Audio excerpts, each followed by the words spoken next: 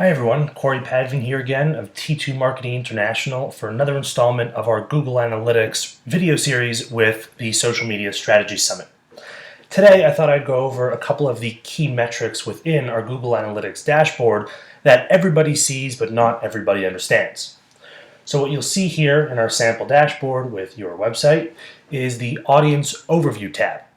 Now in this submenu we get some pretty good insights into what our audience is doing, the activity that's taken place, and how engaged our audience actually is.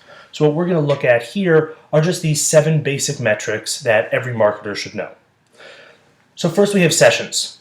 Now sessions obviously used to be called visits. Sessions is the number of times that people have accessed your website. The difference between sessions and users is that users are the unique visitors who have come to your site. So users will always be equal to or less than sessions, depending on how many times people have come back to visit your site. Page views is the total number of pages in all of those sessions that have been viewed by visitors. Obviously, pages per session, the number of pages that have been visited per session on your site. Ideally, you would have a fairly high number here to show a more engaged audience. Session duration, the amount of time that's spent on average when someone visits your site. Again, you're going to see a pretty close connection between the pages per session and the session duration. The higher your pages per session, likely the higher your session duration is going to be. Now, bounce rate is something we hear pretty often. Not everybody knows the exact definition of what a bounce rate is. A bounce rate is the percentage of your audience that leaves your website without visiting a second page. So essentially, if I land on a website's homepage and I'm not all that interested in the material and I leave, I would be considered a bounce.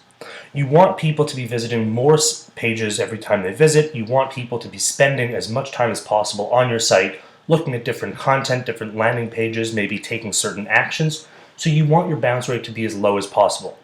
We can look into bounce rates on individual pages, on individual pieces of content, and as we identify where bounce rate is lower, then we can start to understand how our audience engages with our content and begin to develop content strategies around that lower bounce rate and that most engaging content.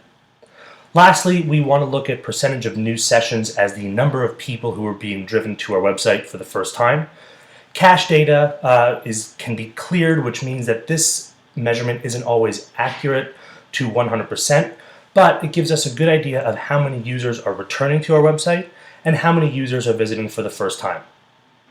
Again, this is Corey Pageviews with T2 Marketing International and our video series on Google Analytics with the Social Media Strategy Summit.